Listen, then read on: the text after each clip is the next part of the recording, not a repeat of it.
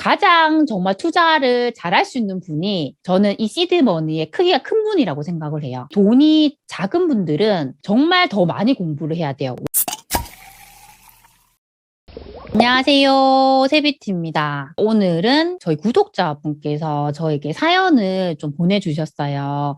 그걸 가지고 함께 이야기해보는 시간을 가지려고 합니다. 제가 우선은 그 사연을 좀 읽어볼게요. 무주택자이고 지방 소도시에 살고 있는 불인이입니다. 청약 점수 60점 정도이고 현재 부모님이 다주택자이시고 부모님 집에서 살고 있습니다. 부동산 투자를 하고 싶은데 생애 최초 조건이 됩니다. 선뜻 주택 보유하기가 고민이 됩니다. 수도권에 주택을 마련해서 임대를 하고 싶은데 수도권 분양이 나을지 지방 분양권 도전을 하는 게 나을지 고민입니다. 회사를 다니고 있어서 대출도 가능하고 그동안 모아놓은 돈도 있어서 가능하겠지만 앞으로의 부동산 전망도 걱정되고 수도권에서는 실거주가 힘들어서 고민입니다. 지금 이 상황에서 어떻게 하면 재테크를 잘할 수 있을까요? 우선은 저는 이 보내주신 내용을 기준으로 일단 말씀을 드릴 수 있을 것 같아요.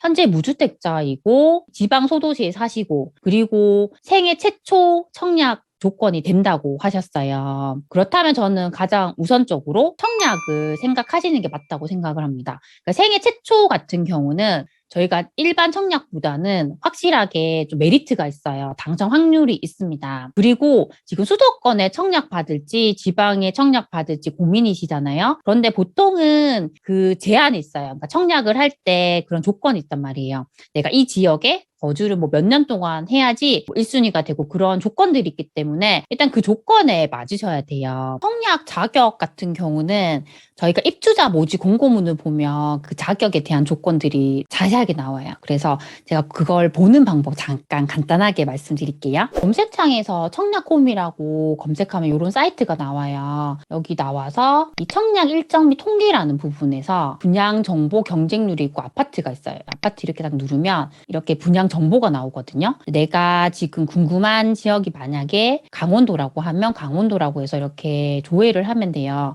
조회를 하면 이렇게 단지 이름들이 나와요.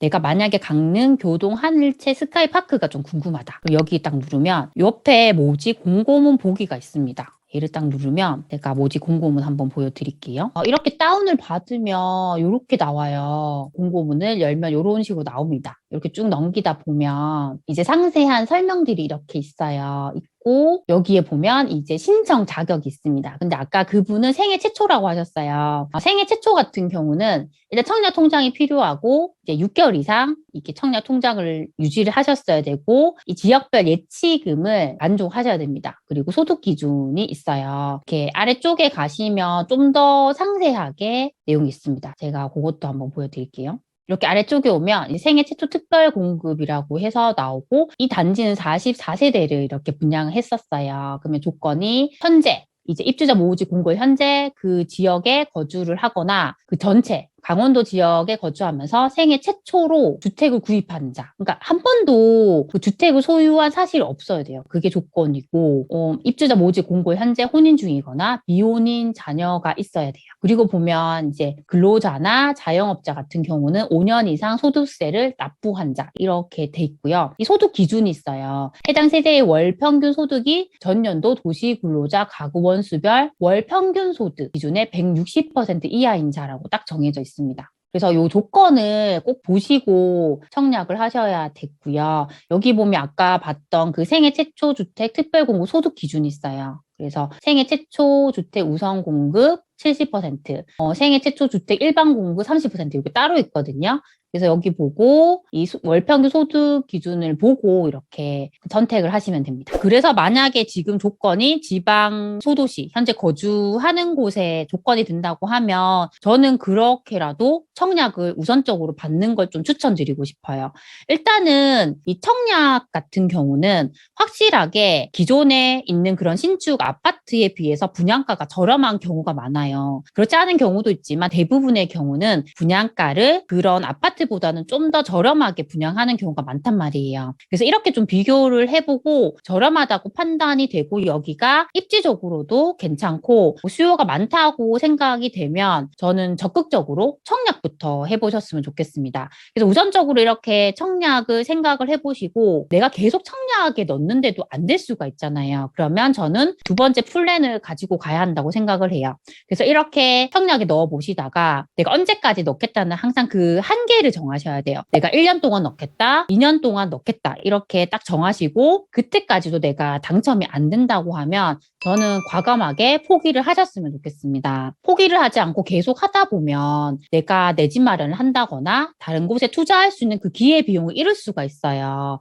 그렇기 때문에 저는 꼭 한계를 정하셨으면 좋겠어요. 이렇게 해서 내가 만약에 그때까지도 청약에 당첨이 되지 않았다고 하면 저는 적극적으로 투자를 해보셨으면 좋겠습니다. 근데 그 시기가 확실하게 언제가 될지는 알 수가 없잖아요. 그 시점에서 보셔야 돼요. 그 시점에서 현재 수도권이 저평가인지 현재 지방 소도시가 저평가인지를 봐야 돼요. 그러니까 저희가 지금 지방 소도시 비규제 지역을 보는 이유는 유동성이 이쪽으로 많이 들어가는 것도 있지만 가장 우선인 것이 가격적으로 저렴하기 때문에 보는 거예요. 그리고 이런 곳들은 최근 2년 이내에 상승 전환이 된 곳이기 때문에 향후 몇 년 동안은 계속 상승을 할 수밖에 없어요. 그런 곳들이 저평가 지역이고 가장 투자를 하기 안전하기 때문에 저희가 보는 겁니다. 그런데 만약에 이 사연을 보내주신 분께서 이제 투자를 하려고 했는데 그 시점에 수도권이 가격적으로 더 저평가라고 하면 저는 당연히 수도권에 투자를 해야 한다고 생각을 합니다. 이 부동산 사이클이라는 게 항상 돌고 도는 거예요. 그렇기 때문에 항상 사이클을 보고 우리가 결정할 수 있을 것 같아요. 그리고 현재 지금 직장에 다니시고 계속적으로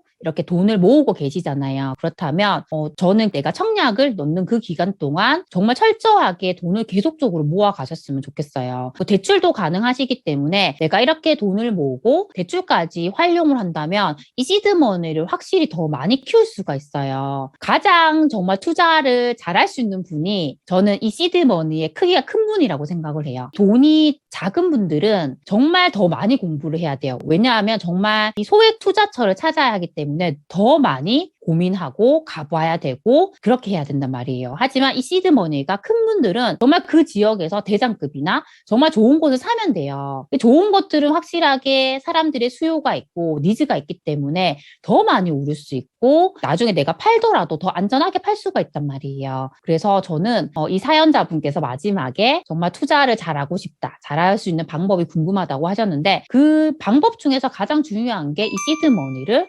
확실하게 더 키우는 거라고 생각을 합니다. 시드머니가 크게 되면 정말 선택할 수 있는 것들이 많이 있어요. 그래서 처음에는 아파트에 투자를 하고 나중에 재개발도 볼 수 있고 정말 다양한 종목들을 계속 볼 수 있기 때문에 그걸 하면서 공부도 하면서 내가 계속 실행을 해나가면 됩니다. 그래서 저는 누구보다도 이 사연자분께서는 정말 유리한 조건에 있다고 생각을 해요. 너무 고민하지 마시고 일단 청약부터 이렇게 해나가셨으면 좋겠습니다. 예전에 제가 이렇게 분양권을 산 적이 있었어요. 근데 이분께서 생애 최초로 이 청약에 당첨이 되셨고 초반에 이렇게 프리미엄을 받고 파는 케이스였어요. 저는 사는 입장이어서 좋긴 했는데 제가 만약에 그분이었으면 저는 절대 그걸 팔지 않았을 것 같아요. 왜냐하면 그 지역은 확실히 저평가 지역이었고 여기가 정말 브랜드의 대단지였어요. 정말 향후에 계속 상승 여력이 있었기 때문에 미리 이렇게 빨리 팔 필요가 없단 말이에요. 그런데 내가 부동산 공부가 안 돼 있으면 이렇게 당첨이 되고 초반에 그 몇 천만 원 받으려고 판단 말이에요. 그래서